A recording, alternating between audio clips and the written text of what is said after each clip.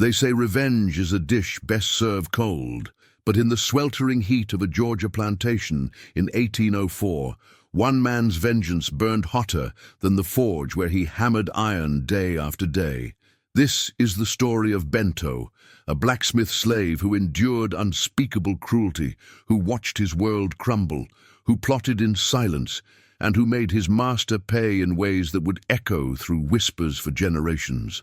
What happened in those final hours on the Whitaker plantation was so brutal, so calculated, that even hardened overseers refused to speak of it. This is not just a story of suffering.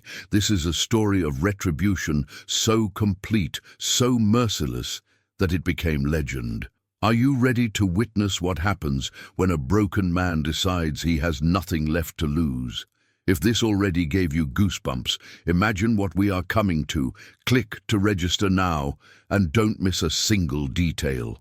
The hammer struck hot iron with a rhythm that had long since become Bento's heartbeat. Sparks flew.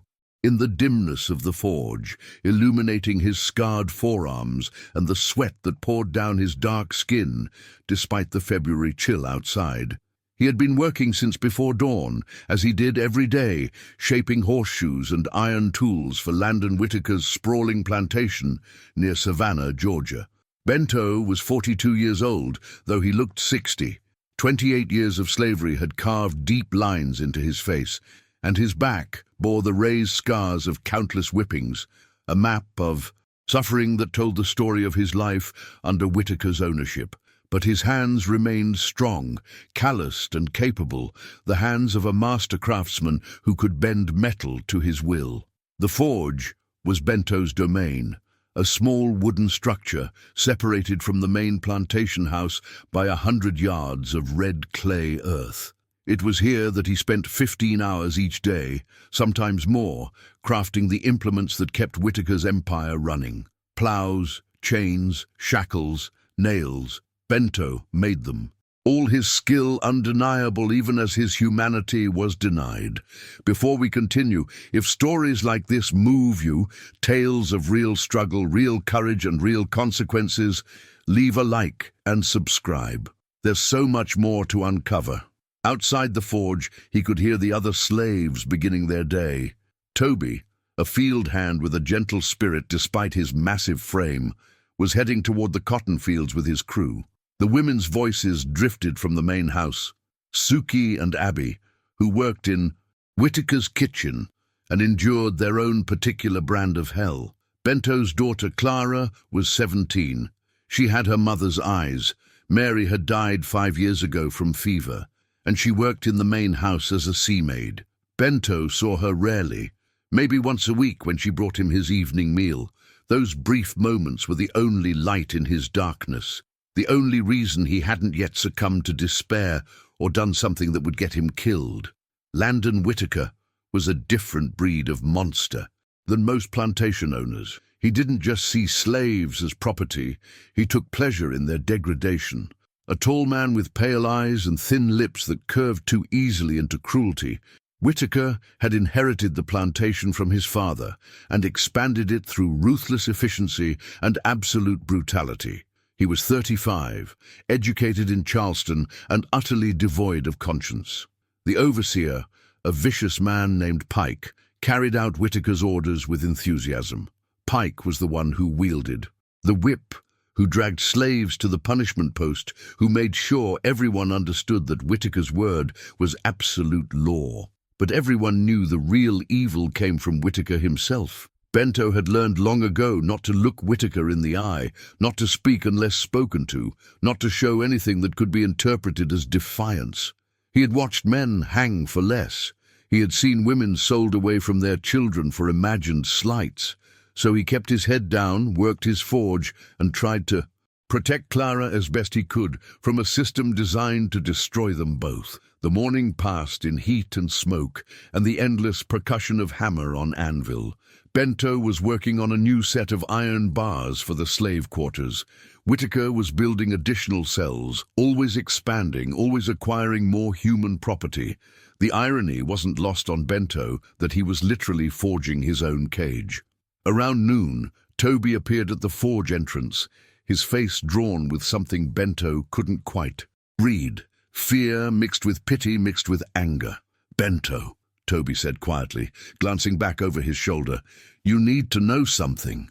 Bento set down his hammer, an unfamiliar coldness spreading through his chest despite the forge's heat. "What is it?" "It's Clara." Toby's voice cracked. "Whitaker. He's been calling her to his study. Last night I heard—" "Bento, I'm sorry." The world seemed to tilt. Bento gripped the anvil, feeling the hot metal burn his palm, welcoming the pain because it was something tangible, something real to focus on, instead of the nightmare Toby was describing. "How long?" Bento's voice was barely a whisper. "I don't know. Suki says maybe 2 weeks. Clara's been different, quiet, won't look nobody in the eye."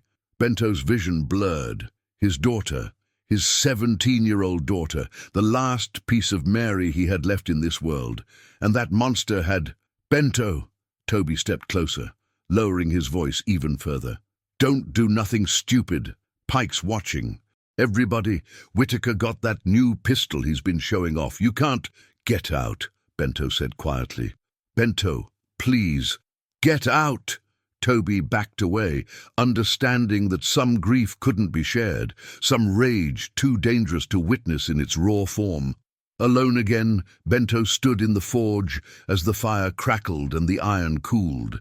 His hands were shaking, not with fear, but with a fury so complete, so all-consuming, that it felt like something fundamental had broken inside him. Or perhaps not. Broken. Perhaps crystallized into something harder than any metal he had ever worked. He had spent 28 years bending, 28 years breaking, 28 years being less than human.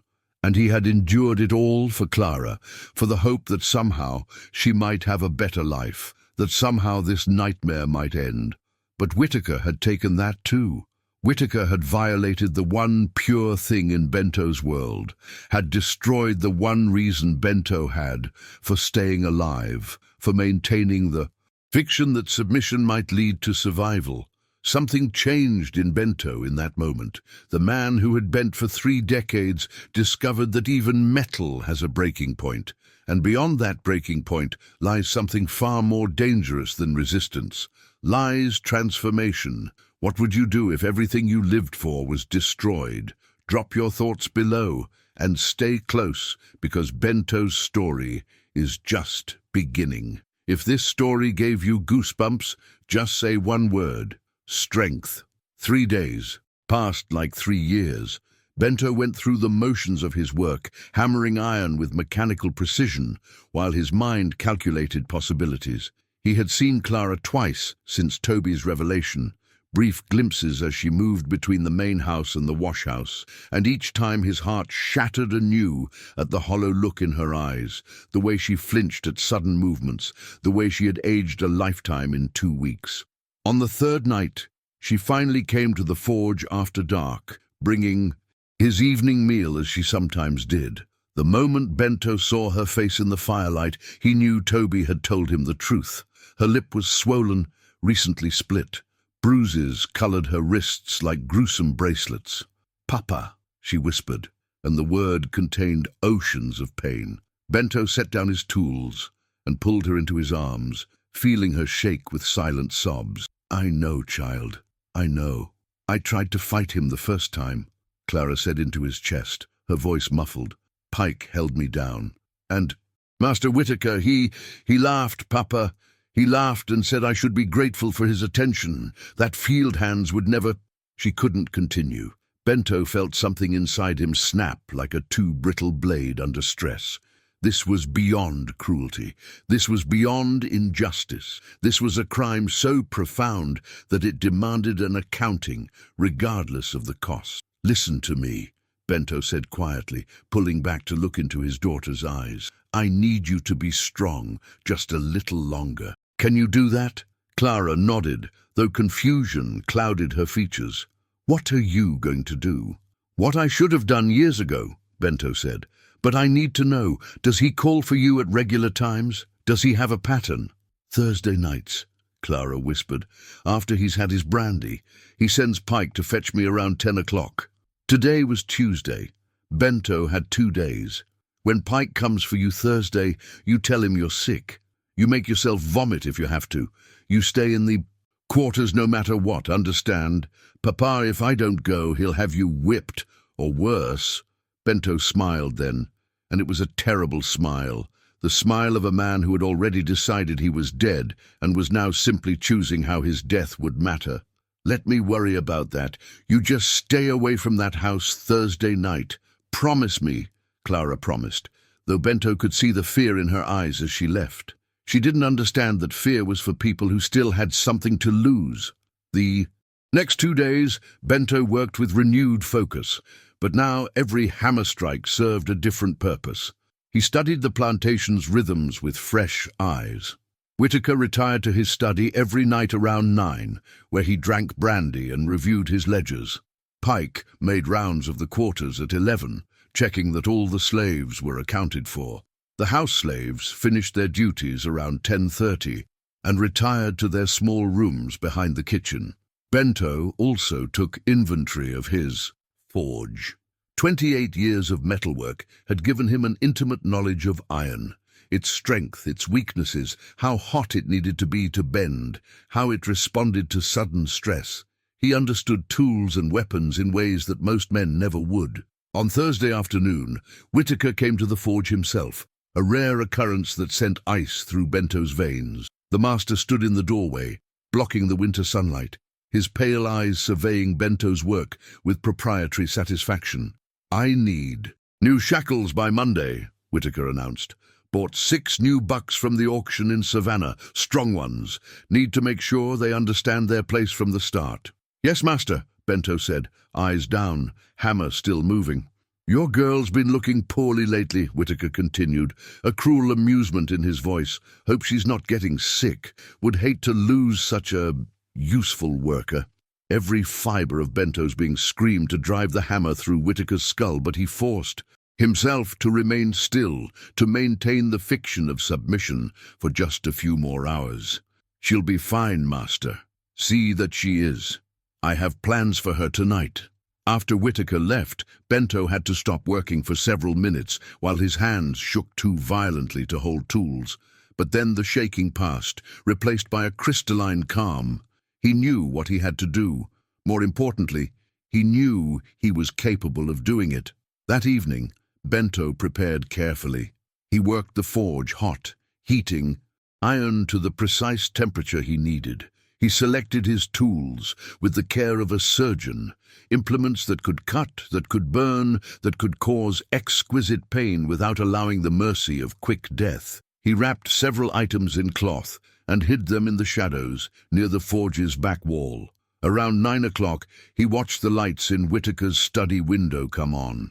He imagined the master pouring his brandy, settling into his leather chair, anticipating the night's entertainment. Pike would make his rounds soon, checking the quarters before retrieving Clara for Whitaker's pleasure. But Pike wouldn't find Clara, and Whitaker's entertainment would take a very different form tonight. Bento picked up a heavy iron bar, testing its weight. Perfect. Then he extinguished most of the forge's fire, leaving just enough light to see by, and settled in to wait in the shadows. His heart was steady. His purpose was clear.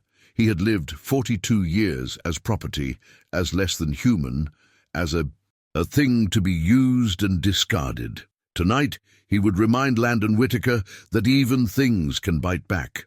Around 10 o'clock, Bento heard footsteps approaching, but they weren't Pike's heavy tread. They were lighter, more uncertain. Suki appeared at the forge entrance, her face tight with worry. "Bento, Clara's refusing to come out of the quarters. She says she's sick, but Pike's getting angry. He's going to go get Whitaker and then—" "Good," Bento said quietly. "Let him." Suki's eyes widened as she saw something in Bento's face, some fundamental change that made her step back. "Bento, what are you planning?" "Go back to the kitchen, Suki. Make sure Abby's there too. Stay inside no matter what you hear tonight. And in the morning when they ask you questions, you tell them you were asleep and heard nothing. Understand?" "Oh God, Bento, go!" Suki fled, and Bento was alone again with his purpose and his tools and the cold weight of the iron bar in his hands. He didn't have to wait long. 10 minutes later, he heard angry voices approaching. Pike's aggressive bark, and then another voice, Whitaker's, thick with brandy and irritation. "Ungrateful little bitch thinks she can refuse me. I'll have her whipped until she can't walk, and then I'll—" Whitaker stopped at the forge entrance, his pale eyes adjusting to the dim light. Pike stood behind him, hand on the pistol at his belt. "You," Whitaker said, focusing on Bento. "Where's your daughter?" Bento stepped forward into the light, and for the first time in 28 years, he looked Landon Whitaker directly in the eyes. "She ain't coming," Bento said quietly. "Tell me in the comments. For you, was this revenge or courage?" Whitaker's face cycled through confusion, then disbelief, then rage. No slave had ever looked him in the eyes like this, had ever dared to speak to him with anything other than complete submission. For a moment, the master seemed unable to process what was happening. Pike recovered first, drawing his pistol. "Bento, you get on your knees right now, or so help me." Bento moved faster than either man expected. The iron bar swung in a brutal arc, catching Pike's wrist with a sickening crack. The pistol clattered to the ground as Pike screamed, cradling his shattered bones. Before Whitaker could react, Bento's fist connected with the overseer's jaw, dropping him unconscious to the forge floor. Whitaker stumbled backward, his brandy-soaked mind finally registering danger. "You're dead," he hissed, but his voice cracked with sudden fear. "You're a dead man, Bento. They'll hang you, "I've been dead for 28 years, Bento said, advancing slowly. "You just didn't notice." Whitaker turned to run, but Bento grabbed him by the collar and yanked him back with the strength developed from decades of forge work. The master was soft from years of leisure, his body no match for a man who had hammered iron since childhood. Bento dragged Whitaker deeper into the forge, ignoring the master's struggles and increasingly desperate pleas. He had planned this carefully. The forge's back section had a small storage area, windowless and isolated, where he kept raw iron and finished products. He threw Whitaker into this space and barred the door from the outside with a length of chain. "What are you doing?" Whitaker's voice was high now, edged with panic. "Bento, listen to me. Whatever you're thinking, I can give you money, I can give you papers, You can give me my daughter back the way she was?" Bento asked quietly, gathering his carefully selected tools. "You can give me my wife back. You can give me back the 28 years you stole." Silence from the storage room, then smaller. "I'm sorry." Bento laughed, and it was a sound without humor. "You ain't sorry for what you done. You're sorry you might pay for it."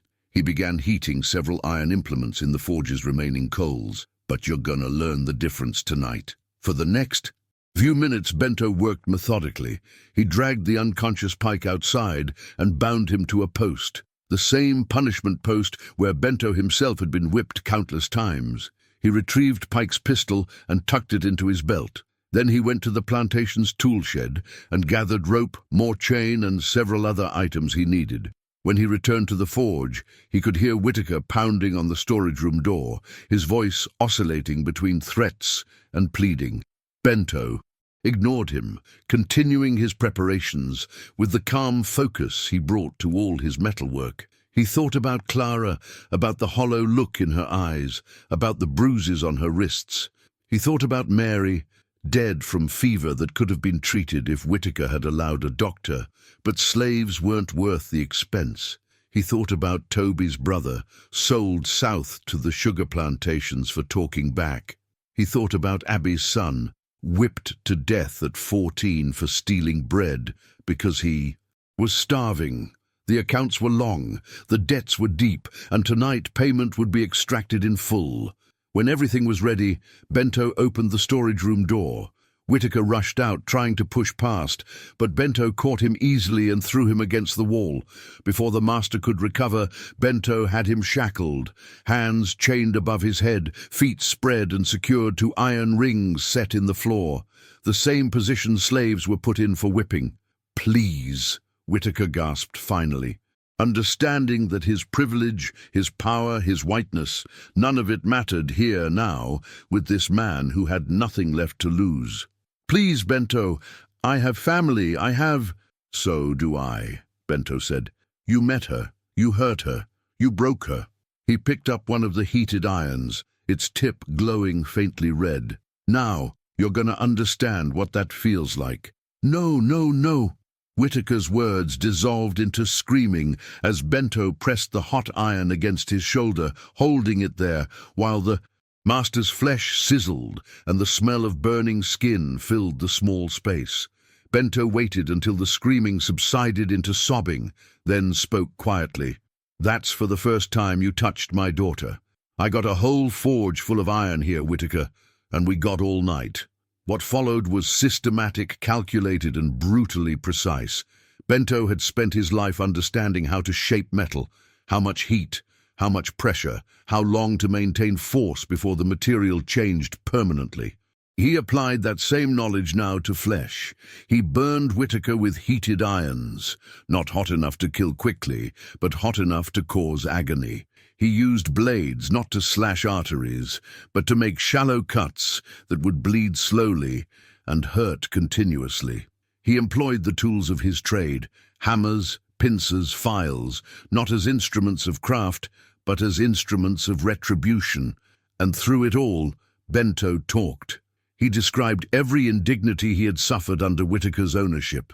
He listed the names of slaves who had died or been destroyed. He recounted in precise detail what Clara had told him about her violations.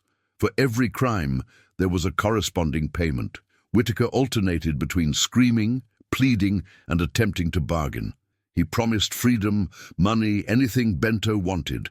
He claimed he would change, would treat the slaves better, would let Clara go. He invoked God, law, humanity. Bento remained unmoved. "You had all the power," he said at one point, applying heated pincers to Whitaker's fingers. "You could have shown mercy any time in 28 years. You chose cruelty, you chose violence, you chose to be a monster. So now you get to experience what it's like being on the other side of that monstrosity." Hours passed. Bento worked with the patience he brought to his finest metalwork, ensuring Whitaker remained conscious, that the pain never diminished into shock or numbness. He used knowledge gathered from treating injured slaves to know exactly how far he could go before risking unconsciousness or death. And in the darkest part of his soul, Bento discovered something terrible. He enjoyed it, not because he was cruel by nature, but because for the first time in his life, he had power, real power, the power to make his oppressor suffer as he had suffered, to extract payment for unpayable debts, to be the agent of justice in a world that denied justice to people who looked like him. Around 3 a.m, Pike regained consciousness. Outside, found himself bound and began shouting for help. Bento left Whitaker briefly to gag the overseer, ensuring no one would be alerted until Bento was ready. When he returned, Whitaker was barely conscious, his body ruined by hours of systematic torture. But Bento wasn't finished. He had saved the worst for last, the final payment that would match the crime that had triggered this night of reckoning. "You violated my daughter," Bento said quietly, drawing a particular implement from his collection. "So now we're gonna settle that account specifically." What Bento did next was so brutal, so precisely targeted at Whitaker's masculinity and capacity for sexual violence, that the master's screams reached a pitch that seemed inhuman. Bento didn't stop until he was certain that Whitaker would carry the physical scars of this violation for however long he had left to live, which, Bento had decided, wouldn't be long. Justice or vengeance? Is there a difference when the system offers none? Share your thoughts below as we approach the devastating conclusion. Dawn approached with grey fingers of light, creeping through the forge's gaps. Bento stood over Whitaker's broken body, feeling empty rather than satisfied. Revenge, he was discovering, didn't heal wounds, it just created new ones. Whitaker was still alive, barely. His breathing came in wet, ragged gasps. His body was a catalogue of deliberate damage. Burns, cuts, broken bones, and worse. He would survive, Bento had made sure. Of that, but he would never be the same man. Physically or psychologically, Landon Whitaker had been permanently destroyed. Bento had achieved his vengeance, but he had also sealed his own fate. He left Whitaker chained in the storage room and stepped outside. The plantation was beginning to wake. He could see smoke rising from the kitchen house, could hear the first stirrings of slaves beginning their day. Pike remained bound and gagged at the punishment post, his eyes wide with terror as Bento approached. "You held my daughter down," Bento said quietly, crouching to look Pike in the eyes. "You helped him hurt her. You think I forgot that?" Pike made muffled sounds behind the gag, shaking his head frantically. Bento considered killing him. It would be easy. The pistol was right there in his belt. But Pike was a tool, not the craftsman, a weapon used by another's hand. Killing him would be satisfying but ultimately meaningless. Instead, Bento removed the gag and spoke clearly. "You're gonna live. You're gonna tell everybody exactly what happened here. You're gonna describe every single thing I did to Whitaker, and you're gonna make sure they know why." He leaned closer. "You're gonna be my witness, Pike. You're gonna make sure people remember that even slaves can bite back." "They'll kill you," Pike gasped. "They'll make an example of you so horrible that—" "I know," Bento said calmly. "But they'll remember why it happened. And maybe the next master will think twice before he puts his hands on somebody's daughter." Bento left Pike tied and walked toward the slave quarters. The sun was rising now, painting the sky in shades of orange and red, blood-colored light for a blood-soaked morning. Clara met him outside the quarters, her eyes searching his face. She didn't ask what he'd done. She knew. Every slave on the plantation would know soon. "Papa, you have to run," Clara whispered urgently. "Take Toby's boat, head north, there's roots, people who help." "No," Bento said gently. "Running would mean this was something to be ashamed of." "I ain't ashamed, Clara. What I did was justice. Maybe not legal justice, but it was justice all the same. They'll hang you. Probably." Bento touched his daughter's face tenderly. "But you're free of him now. Whatever happens to me, he'll never touch you again. That's worth dying for." Clara began to cry, and Bento held her as the plantation erupted into chaos. Someone had found Pike, and the alarm was spreading. Slaves emerged from their quarters, confused and frightened. House servants came running from the main house. Suki and Abby appeared, their faces reflecting a mixture of horror and something else, a furtive, guilty satisfaction. Toby stood at a distance, his massive frame tense, clearly torn between helping Bento escape and understanding why Bento had chosen to stay.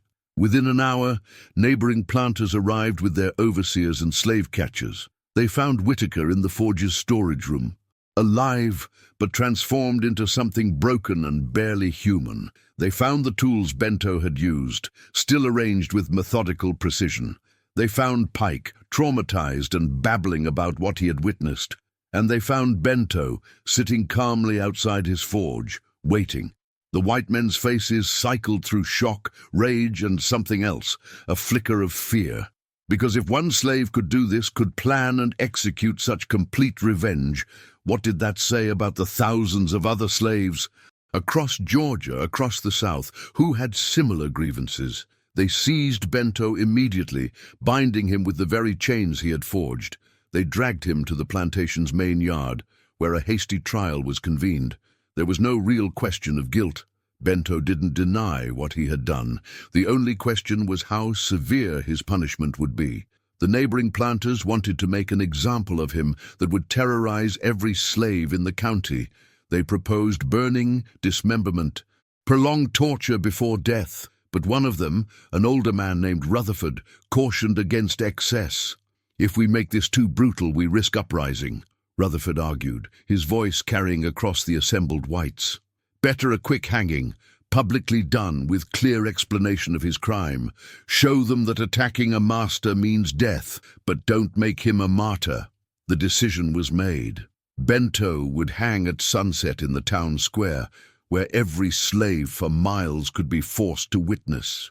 What happened to those who raised their hands against their masters? Bento spent his last hours in a makeshift cell, actually just the punishment post with extra guards. Slaves found excuses to pass nearby, to catch a glimpse of him, to understand what he represented. Some looked at him with horror, others with awe, many with both. Clara was allowed one final visit, supervised by guards who stood at a distance. "I'm sorry, Papa," she whispered through tears. "This is all my fault. If I had just—" "No," Bento interrupted firmly. "This ain't your fault. This is Whitaker's fault. This is slavery's fault. This is a system that treats people like animals and then acts surprised when they fight back." He gripped her hands through the chains. "You did nothing wrong, Clara, you hear me? Nothing. What's going to happen to me now?" "Toby's going to look after you," Bento said. He had already spoken with Toby, had extracted a promise that the big man would protect Clara as best he could in Bento's absence. "And you're gonna survive. You're gonna live a long life, and you're gonna remember that your papa loved you enough to die for you." As sunset approached, they loaded Bento onto a wagon and drove him into Savannah.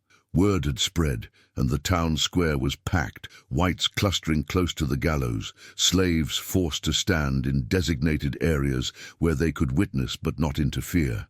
The gallows stood in the square's center, crude but functional. A minister offered to pray with Bento, but Bento refused.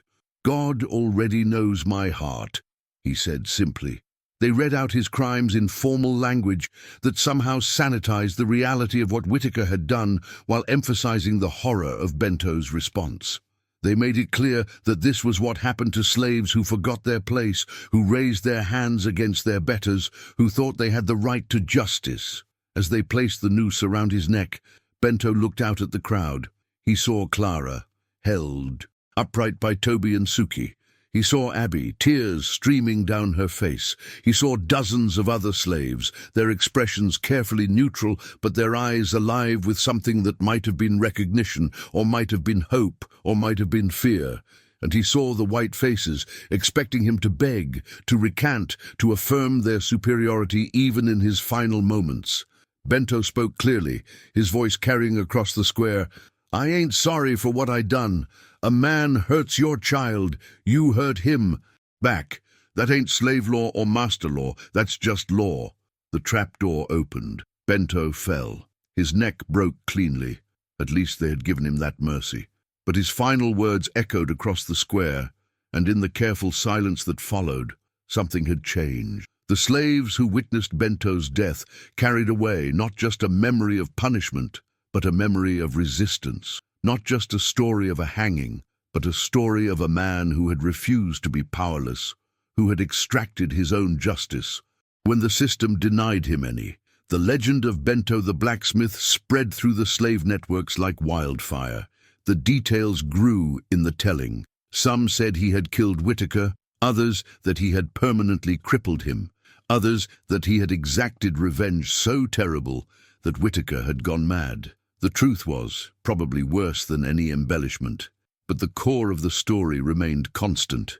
A slave had struck back. A father had avenged his daughter. A man had chosen death with dignity over life with submission, and that story, carried in whispers from plantation to plantation, became a kind of hope, dangerous hope, the kind that could start fires, the kind that could change worlds. Stories like this deserve to be heard. Click subscribe and be part of those who remember. 3 months after Bento's hanging, Landon Whitaker was still alive, though calling it living would be generous. The physical wounds had healed as much as they would. The burns scarred over, the broken bones set. Crookedly, the deeper damage hidden beneath clothes and bandages, but the psychological destruction was complete and irreversible. Whitaker barely spoke anymore. He spent most of his days in his study, curtains drawn, drinking heavily and staring at nothing.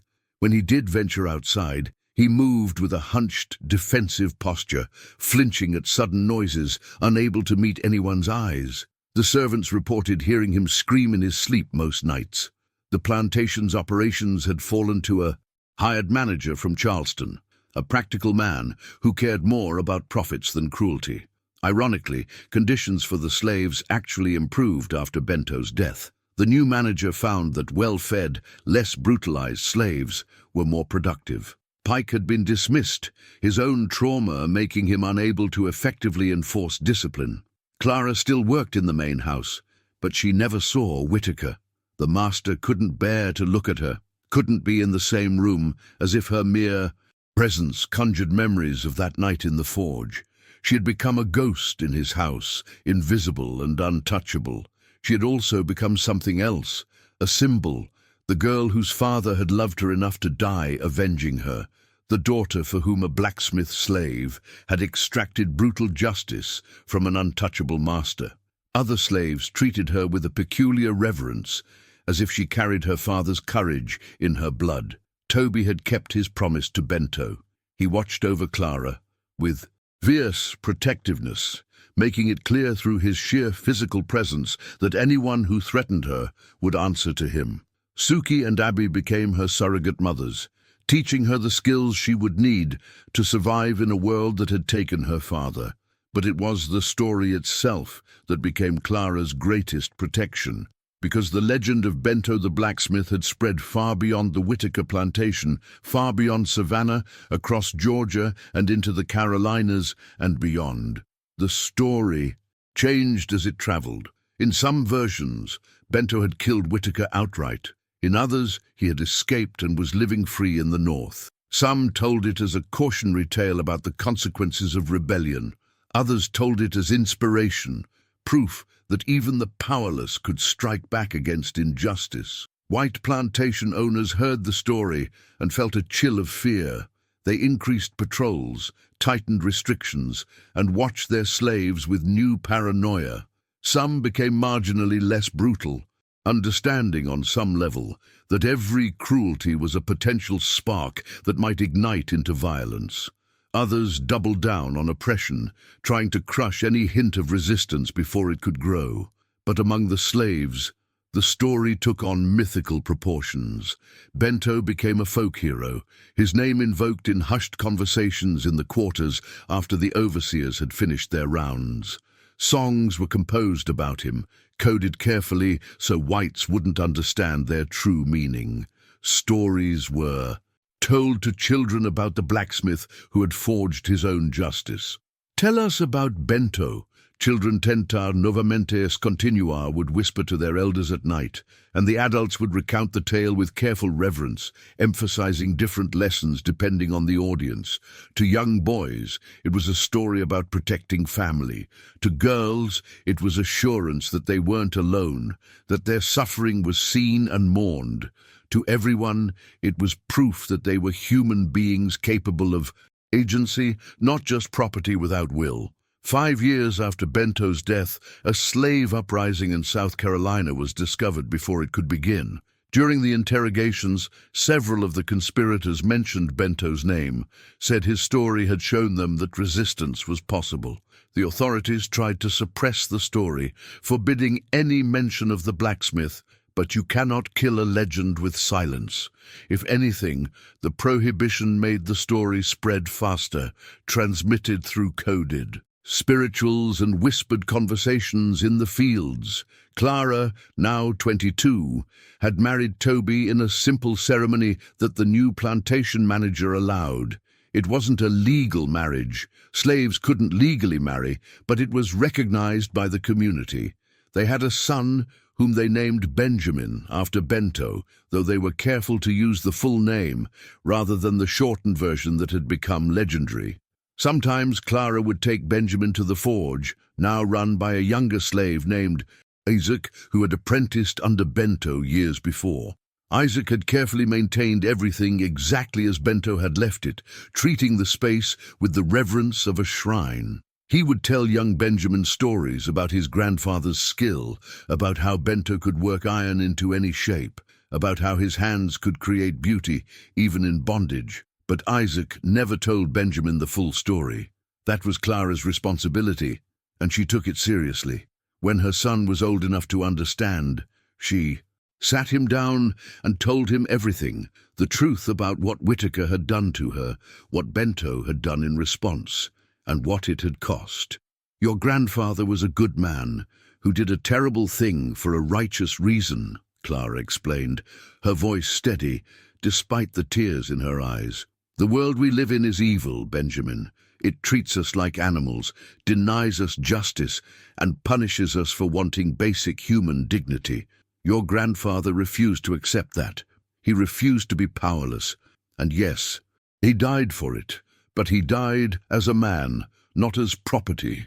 Benjamin listened with wide eyes, trying to understand the complexity of a world where his hero grandfather was also a man who had tortured another human being, where justice and vengeance were sometimes the same thing, where love could demand violence. Was he right to do it? Benjamin asked. Clara considered carefully before answering. I don't know if right is the word. Necessary, maybe. Human, definitely. The system says we have no rights, no recourse, no way to protect ourselves or our families. Your grandfather rejected that system. Whether that makes him right or wrong isn't for me to say, but it makes him remembered. And remembered he was. By 1815, 11 years after his death, Bento's story had become part of the oral tradition of enslaved people across the American South. It had merged with other stories of resistance, becoming part of a larger narrative that affirmed the humanity and agency of enslaved people. Historians and sociologists who would later study this period would note that the years following Bento's execution saw a subtle but measurable increase in acts of slave resistance, not massive rebellions, but smaller acts of defiance, sabotage, escape attempts. Some attributed this to economic factors or political changes, but those who listened to the stories told in the slave quarters understood that part of it came from a simple, powerful idea that Bento had embodied. You don't have to accept your oppression quietly. Landon Whitaker died in 1816, 12 years after that night in the forge. The official cause was liver failure from alcoholism, but everyone who had known him understood that Bento had killed him years earlier. It just took his body time to catch up with his broken spirit. Whitaker left no heirs. His estate was sold, and the slaves were dispersed to other plantations. Clara and her family were purchased by a Quaker merchant who, while still participating in the evil institution of slavery, treated his workers with relative humanity. It wasn't freedom, but it was better than most could hope for. She lived to see her son Benjamin grow into a strong young man, to hold her grandchildren, to tell them stories about their great-grandfather the blacksmith. She died in 1847, having lived through 43 years of slavery. She never saw freedom herself. South Carolina wouldn't abolish slavery until after the Civil War ended in 1865, but she died knowing that her father's story had mattered, that his refusal to be powerless had echoed through decades and touched thousands of lives. After the Civil War, when formerly enslaved people could finally tell their stories openly, Bento's legend emerged from the shadows. Former slaves included versions of his story in interviews with historians. His name appeared in the oral histories collected during Reconstruction. The details had been warped by time and retelling. Some accounts placed him in Virginia instead of Georgia, others changed his name or the specifics of his vengeance, but the core remained constant. A father, a daughter, a violation, a reckoning. By the early 20th century, folklorists and historians began documenting these stories more systematically. They found variations of Bento's tale across the South, each adapted to local circumstances but maintaining the essential narrative. Some scholars argued it was mythological, that no single event could have spawned so many versions. Others insisted on its historical truth, pointing to court records from Savannah in 1804 that mentioned a slave execution for attacking his master, though the records had been deliberately vague about details. The truth, as is often the case, was somewhere between myth and history. Bento had been real, his suffering had been real, his vengeance had been real, his death had been real. But the story had transcended those historical facts to become something larger, a narrative about resistance, about the limits of endurance, about the fundamental human need for justice and dignity. In the 1960s, during the civil rights movement, activists rediscovered Bento's story. Some used it as an example of righteous anger against systemic oppression. Others debated whether celebrating violence, even retaliatory violence, was appropriate for a movement committed to non-violence. The discussions were heated, complicated, and unresolved, as they should be when grappling with the moral complexity of oppression and resistance. Today, in the 21st century, Bento's story continues to resonate. It appears in academic papers about slave resistance, in novels exploring antebellum America, in discussions about justice and vengeance. Small monuments have been erected in some places, commemorating not just Bento, but all enslaved people who resisted their bondage in whatever ways they could. In Savannah, there's a historical marker near where the Whitaker plantation once stood. It reads, "Near this site in 1804, an enslaved blacksmith named Bento was executed for attacking his enslaver. His story became legend among enslaved people throughout the South, symbolizing resistance to oppression. While the violence cannot be celebrated, the humanity that drove it must be remembered and honored." The marker doesn't tell the full story. How could it in just a few sentences? It doesn't mention Clara, or what Whitaker did to her, or the specific brutality of Bento's revenge. It sanitizes history for public consumption, as monuments often do. But the real story persists in other ways, in family histories passed down through generations of Clara's descendants, in academic studies of slave resistance, in novels and films that draw inspiration from his legend, in conversations about justice, power, and the moral calculations people make when systems deny them basic humanity. Bento's story asks uncomfortable questions that don't have easy answers. When is violence justified? Can vengeance ever be justice? What do we owe to those who suffer under oppressive systems? How do we honor resistance without glorifying violence? These questions remain relevant because the dynamics of power and oppression, while changed in form, haven't disappeared from our world. The blacksmith's forge, where Bento worked, no longer exists.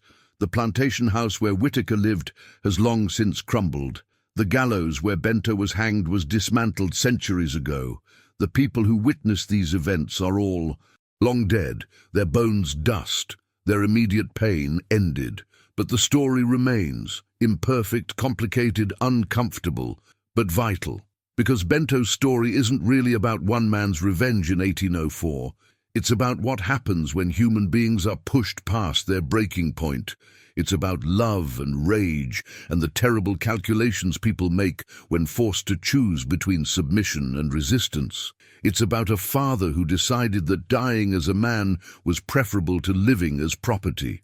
About a daughter who carried her father's courage into her own survival. About a community that transformed personal tragedy into collective memory.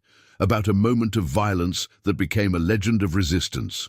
And ultimately, it's about the fundamental truth that Bento embodied in his final moments, that even in the most oppressive systems, even when every law and custom and force of violence works to deny your humanity, you remain human.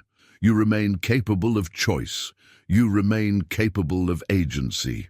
Sometimes that agency leads to tragedy. Sometimes it leads to transformation. Often it leads to both simultaneously. Bento the blacksmith understood this. He made his choice, paid his price, and became something more than a man. Became a story, a symbol, a reminder that resistance is always possible, even when the cost is everything.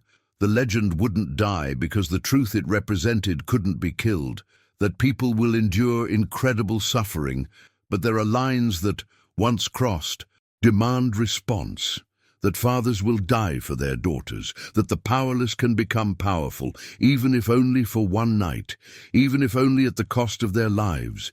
that justice, even when denied by every human system, remains an imperative written on the human heart, and that sometimes, in the darkest moments of history, in the hottest fires of oppression, a single act of resistance can forge something that endures long after the metal has cooled, long after the fire has gone out, long after everyone involved has returned to dust.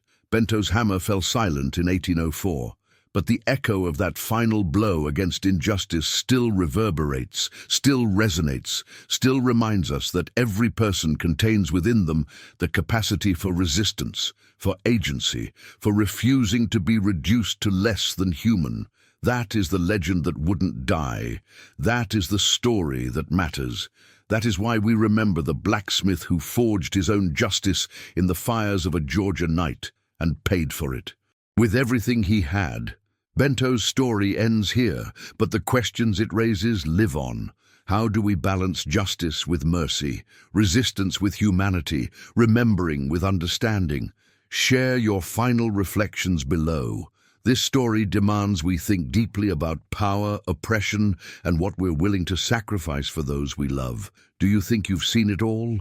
What comes next will change what you believe. Click on the final screen to check it out.